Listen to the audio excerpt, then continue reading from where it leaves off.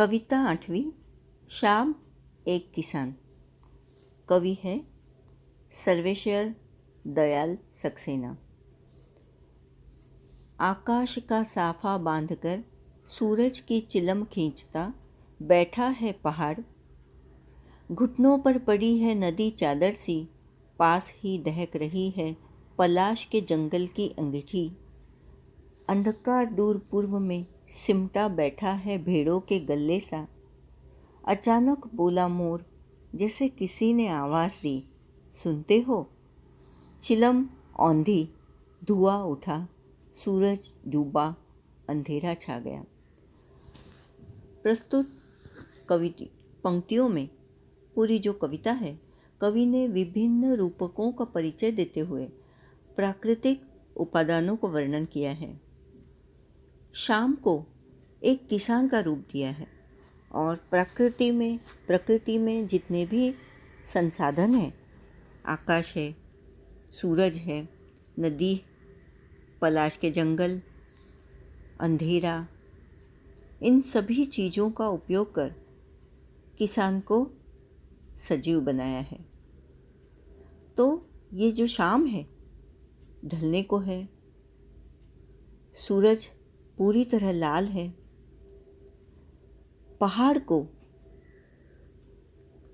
पहाड़ बैठा है आकाश का साफा बांधकर। साफा बच्चों आप जानते हो, सिर पर जो बहुत बड़े कपड़ों की जो पगड़ी जैसी बांधी जाती है, उसे साफा कहते हैं। सामने पहाड़ के सामने सूरज डूबता हुआ दिखाई दे रहा है, तो मानो सूरज की चिलम वो खींच रहा है, चिलम पी रहा है। और अब ऐसे बैठे हुए आराम कर रहे पहाड़ के बाजू से, पीछे से, आजू बाजू से नदी बह रही है। तो बहने वाली नदी को लेकर कवि कहते हैं कि घुटनों पर पड़ी है नदी चादर सी। इर्द गिर्द बहने वाली नदी को चादर कहा गया है। और पास ही जंगल है, जंगल में बहुत सारे पलाश के पेड़ हैं और पलाश को फ्लेम ऑफ द फायर भी कहते हैं। जंगल में जब पलाश के वृक्ष पूरी तरह अपनी जोशो बहार में होते हैं, तो लाल लाल रंग से पूरा जंगल मानो आग की लपटों सा दिखाई देता है। तो ये जो पहाड़ है, वह अपने पास पलाश के जंगल की अंगीठी सुलगाए हुए है, जिससे उसे थोड़ी गर्मी मिले, क्योंकि शाम हो गई है, सूरज ढलने को है। अब थोड़ा थोड़ा अंधकार फैल रहा है। अंधकार दूर पूर्व में सिमटा बैठा है कि कब ये सूरज डूब जाए और मैं इस धरती पर आक्रमण कर लूँ। सिमटा बैठा है भेड़ों के गले सा। भेड़ों का जो ग्रुप होता है, समूहवाचक संज्ञा है, तो भेड़ों के गले जैसा ये अंधकार सिमट कर बैठा है। अचानक बोला मोर, तो मोर की ध्वनि सुनकर कवि ऐसे कल्पना करते हैं जैसे किसी ने आवाज़ दी हो कि सुनते हो। जिस तरह पत्नी अपने पति से कहती है, अजी सुनते हो, वैसे ही अचानक मोर बोल उठा और वो मोर के बोलने की आवाज़ अजी सुनते हो जैसी थी। तो ये जो चिलम थी, सूरज की जो चिलम थी, वो औंधी हो गई, डूब गई, धुआं उठा। जब हम चिलम को औंधी करके बंद करते हैं तो वो बुझ जाती है और बुझने के बाद वहाँ से धुआं उठता है। तो यहाँ कवि ऐसा कहते हैं कि ये जो सूरज है पूरी तरह डूब गया और धुआं उठा, सूरज डूबा, अंधेरा छा गया। तो इस प्रकार प्रस्तुत कविता में कवि ने क्या कहा है, अब हम फिर से देखते हैं। कवि ने कविता के बारे में पीछे दिया है। कवि ने किसान के रूप में जाड़े की शाम के प्राकृतिक दृश्य का चित्रण किया है। इस प्राकृतिक दृश्य में पहाड़ बैठे हुए किसान की तरह दिखाई दे रहा है।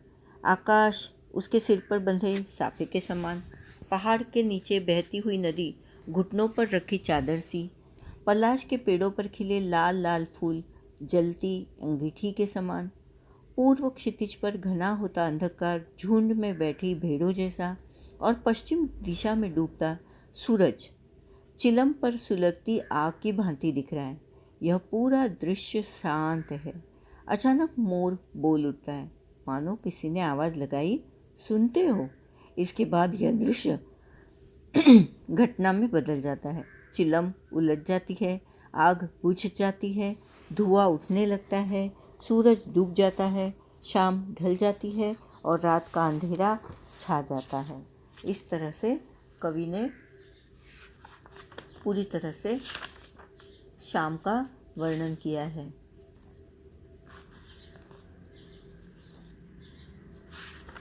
अब हम इसके प्रश्न और अभ्यास देखेंगे। पहला कविता से। इस कविता में शाम के दृश्य को किसान के रूप में दिखाया गया है। यह एक रूपक है। इसे बनाने के लिए 5 एकरूपताओं की जोड़ी बनाई गई है। उन्हें उपमा कहते हैं। पहली एकरूपता आकाश और साफे में दिखाते हुए कविता में आकाश का साफा वाक्यांश आया है। इसी तरह तीसरी एकरूपता नदी और चादर में दिखाई गई है, मानो नदी चादर सी हो। अब आप दूसरी, चौथी और पांचवी एकरूपताओं को खोज कर लिखिए। अब दूसरी, चौथी और पांचवी एकरूपताएं हैं। सूरज की चिलम खींचता पहाड़, पलाश के जंगल की अंगीठी और अंधकार भेड़ों के गल्ले सा। 2. शाम का दृश्य अपने घर की छत या खिड़की से देखकर बताइए। शाम कब से शुरू हुई? शाम का दृश्य हम जब देखेंगे तो पता चलता है कि शाम 6:15 17 मिनट पर शुरू हो गई। तब से लेकर सूरज डूबने में कितना समय लगा? तब से लेकर सूरज डूबने में 25 से 30 मिनट लगे। इस बीच आसमान में क्या क्या परिवर्तन आए? सूरज डूबने के बाद आसमान में पीले रंग सूरज के रंग में परिवर्तन होने लगा। पीले रंग से वह लाल रंग में बदला। आकाश में सूरज ऊपर उठकर पश्चिम में डूबने लगा। अंधेरा छाने लगा। आसमान का रंग नीले से नारंगी लालिमा वाला हो गया। 3. मोर के बोलने पर कवि को लगा जैसे किसी ने कहा हो, सुनते हो। नीचे दिए गए पक्षियों की बोली सुनकर उन्हें भी 1 या 2 शब्दों में बांधिए। अब कबूतर क्या कहेगा? सुनो कबूतरी, रुको रुको ना कौवा, यह दिन मुझे अच्छा लगता है। मैना, मेरी खूबसूरत रंग तो देखो। तोता, मेरा दोस्त न जाने कहाँ गया। चील, मेरे पंख बहुत सुंदर हैं। हंस, मेरा कोई जवाब नहीं। कविता से आगे। इस कविता को चित्रित करने के लिए किन किन रंगों का प्रयोग करना होगा? उत्तर: इस कविता को चित्रित करने के लिए लाल, पीला, नारंगी, काले, बैंगनी रंग का प्रयोग करना होगा। शाम के समय ये क्या करते हैं? पता लगाइए और लिखिए। पक्षी चहचहाते हुए अपने घोंसलों की ओर जाते हैं। खिलाड़ी खेल समाप्त कर आराम फरमाते हैं। फल वाले फल बेचने की गड़बड़ी करते हैं। ऑफिस से छूटने वाले लोगों को बुला बुला कर फल बेचते हैं। माँ बच्चे पाठशाला से लौटकर आने के कारण उन्हें नाश्ता बनाकर तैयार रखती है। उन्हें यानी उनके लिए। पेड़ पौधे दिन भर के काम से थककर रात को आराम करते हैं। पिताजी काम के हिसाब दुकान या ऑफिस में बैठे रहते हैं। किसान खेती का काम समाप्त कर घर की ओर चला है। हिंदी के एक प्रसिद्ध कवि सुमित्रानंदन पंत ने संध्या का वर्णन इस प्रकार किया है। संध्या का झुटपुट, बांसों की का झुरमुट, है चहक रही चिड़िया, टीवी टी टुट टुट। ऊपर दी गई कविता और सर्वेश्वर दयाल जी की कविता में आपको क्या मुख्य अंतर लगा? लिखिए। ऊपर दी गई कविता और सर्वेश्वर दयाल जी की कविता में आपको अंतर ये हमें लगा कि संध्या के समय बांस के झुरमुट में चहक रही चिड़िया का ये वर्णन है और सर्वेश्वर दयाल सक्सेना जी ने जाड़े की शाम के प्राकृतिक दृश्य का वर्णन शाम एक किसान में अनोखे ढंग से किया है। रूपकों की भरमार कविता में मुख्य रूप से रही है। अनुमान और कल्पना। शाम के बदले यदि आपको एक कविता सुबह के बारे में लिखनी हो तो किन किन चीज़ों की मदद लेकर अपनी कल्पना को व्यक्त करेंगे? नीचे गई कविता की पंक्तियों के आधार पर सोचिए। पेड़ों के झुनझुने बजने लगे, लुढ़कती आ रही है सूरज की लाल गेंद, उठ मेरी बेटी सुबह हो गई। सुबह होने को है, लाल रंग का उगता सूरज गेंद की तरह धरती की ओर लुढ़क रहा है। पेड़ों के झुनझुने बज रहे हैं, उठो बेटी उठो, सवेरा होने को है। भाषा की बात। नीचे लिखी पंक्तियों में रेखांकित शब्दों को ध्यान से देखिए। 1.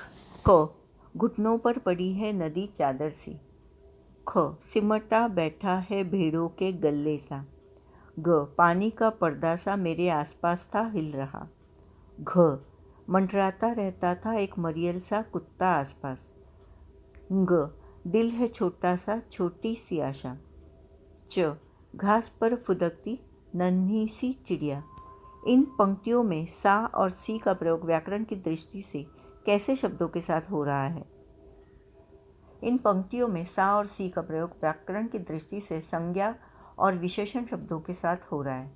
चादर, गल्ले, छोटी, नन्ही, ये 4 शब्द दिए हैं, तो चादर और गल्ला संज्ञा है, छोटी और नन्ही विशेषण है। निम्नलिखित शब्दों का प्रयोग आप किन संदर्भों में करेंगे? प्रत्येक शब्द से 2-2 वाक्य बनाइए। पहला शब्द है औंधी। बच्ची अपनी माँ की गोद में औंधी लेटी। दूसरा वाक्य है बुढ़िया गड्ढे में औंधे मुँह गिर पड़ी। दहक, चूल्हे में आग दहक उठी।